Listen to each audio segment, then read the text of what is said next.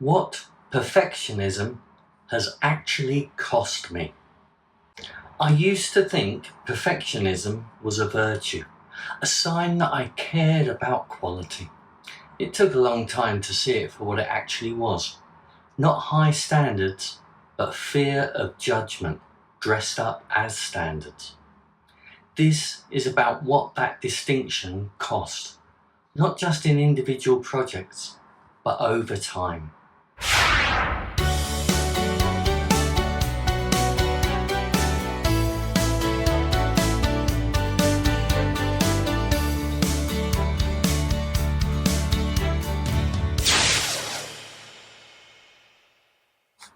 Hello, Darren here, The Creative Minimalist, www.thecreativeminimalist.com. It's extremely hot in the UK today, so I've got the windows open, so I apologise if the traffic is too loud. I will try to edit it out.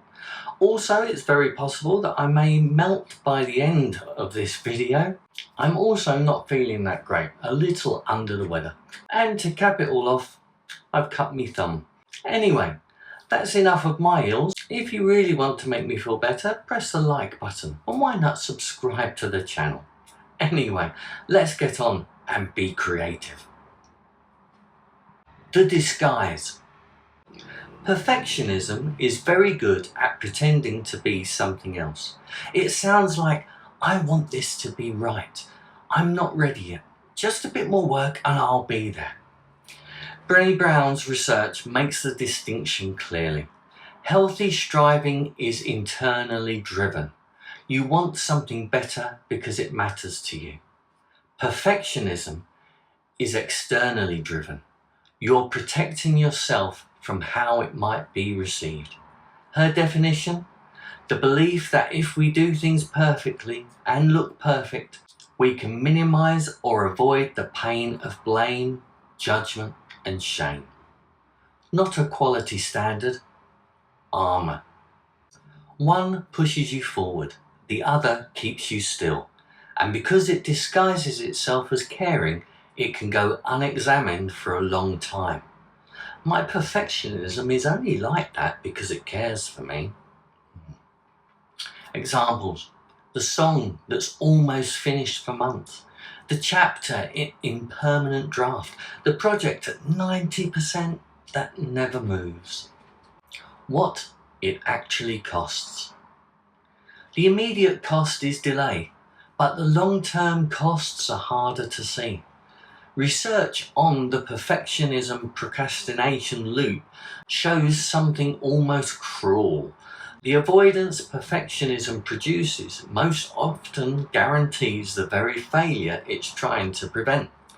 You delay to avoid judgment on imperfect work, but the delay produces no work, which is a worse outcome. Beyond that, confidence. Every shelved project confirms the story that you're not ready, you're not good enough. The evidence mounts, not because you're not capable, but because perfectionism prevents you finding out that you are. And creative identity.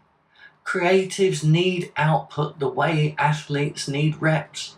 Not every piece has to be good, but making things is how you develop. The songs that never get finished don't teach you what finishing would have taught.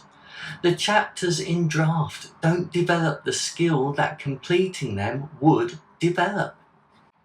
The long game. The cruelest part is how invisible the cost is while it's accumulating. You don't notice it in any given week, but over the years, the pattern settles. The range of things you're willing to try quietly narrows. The gap between what you can imagine and what you'll actually attempt slowly widens. Brown's research finds perfectionism is correlated with depression, anxiety, addiction, and life paralysis. Missed opportunities. Not because you care too much, but because you stop. That's the long-term cost. Not any single unfinished project. The accumulated weight of a creative life spent waiting to be ready. an uncreative life. And that is a very sad cost. So in closing, the shift isn't lowering your standards, it's separating the generating stage from the evaluating stage. Make the imperfect thing, finish it, share it.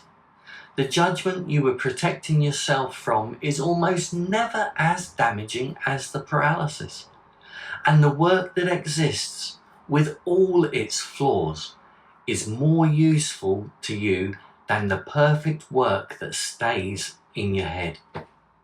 Share something this week that isn't quite ready. See what happens.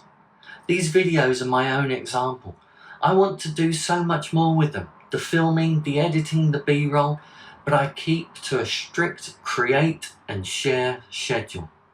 They are far from perfect, but I am creating each week, and that helps with other creative projects and rewriting and rewiring my brain to avoid perfectionism. It's not easy for me, but I keep trying. If this has helped, please like and subscribe, and may you find a way to avoid perfectionism as you create this week. Stay safe, and I'll see you soon. Bye.